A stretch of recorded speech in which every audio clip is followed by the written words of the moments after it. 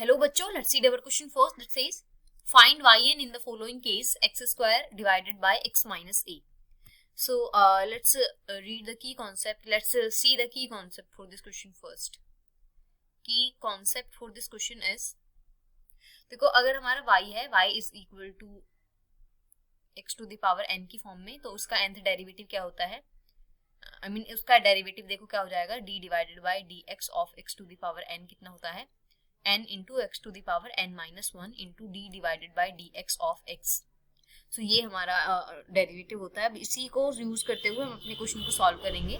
हमारे क्वेश्चन में है, हमारा क्वेश्चन है y is equal to X square divided by X minus A. तो इसमें हम देखो न्यूमरेटर में प्लस ए स्क्वायर और माइनस ए स्क्वायर करेंगे. अब इन दोनों को एक साथ लेंगे, A square minus B square, तो ये आ जाएगा A minus B into A plus B divided by x minus A plus A square divided by x minus A. तो एक्स माइनस ए से x minus a cancel out हो गया, तो y की वैल्यू आ गई x plus A square into x minus A to the power minus one. अब हमें इसका डेरिवेटिव फाइंड करना है, वो भी nth. तो सबसे पहले देखो इसका फर्स्ट डेरिवेटिव फाइंड कर लेते हैं.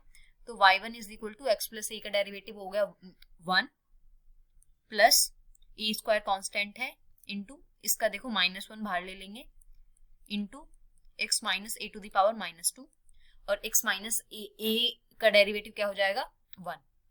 सो this is equal to 1 plus minus one to the power 1 into A square divided by x minus A to the power 1 plus 1. अब देखो y2 की वैल्यू कितनी आ जाएगी, y2 इज इक्वल टू 1 का derivative is 0 plus और ये आ जाएगा minus one as it is और ए स्क्वायर भी एज इट इज.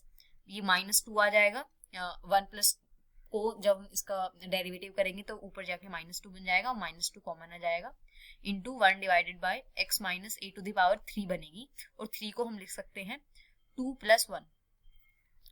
तो देखो y3 भी एक बार फाइंड करके देख लेते हैं. तो y3 is equal to minus one, यहाँ पे देखो minus one into minus one कितना हो जाएगा, minus one to the power 2 और इंटू 2. सो देखो y3 कितना आ जाएगा, y3 इज इक्वल टू, सो देखो एक तो ये माइनस वन और एक ए माइनस वन, तो ये तो हो गया प्लस, तो 2a स्क्वायर बाहर ले लेंगे हम, 2a स्क्वायर इंटू और 1 divided by x minus A to the power 3 का डेरिवेटिव करेंगे तो minus 3 as it is, minus 3 आ जाएगा बाहर, और 1 divided by x minus A to the power 4 बनेगा, और 4 को हम लिख सकते हैं 3 प्लस 1. इसको मैं लिख सकती हूँ minus one to the power 3 into 2 into 3 को मैंने लिख दिया 3 factorial into A square divided by x minus A to the power 3 plus 1.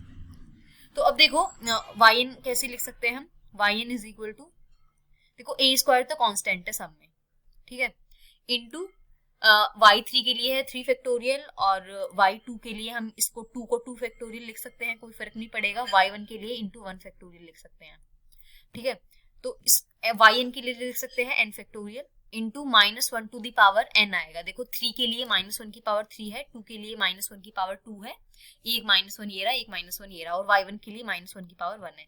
तो nth के लिए minus one to the power n divided by x minus A to the power n plus 1 है, 3 के लिए 3 प्लस 1, 2 के लिए 2 plus 1, 1 के लिए 1 प्लस 1. जहां पर हमारी देखो n की वैल्यू कहाँ तक लाई करनी चाहिए, लाइक n की वैल्यू वेरिएट करेगी यहाँ पर. फॉर एग्जाम्पल y1 का डेरिवेटिव 1 प्लस की फॉर्म में आया है, तो हमारी n की वैल्यू है तो 2 होनी चाहिए या फिर 2 से बड़ी. तो इसको हमने लिख दिया where n is equal to n is greater than or equal to 2. So this is our nth derivative. This is our final answer. Hope you understood it well. Best of luck. Thank you.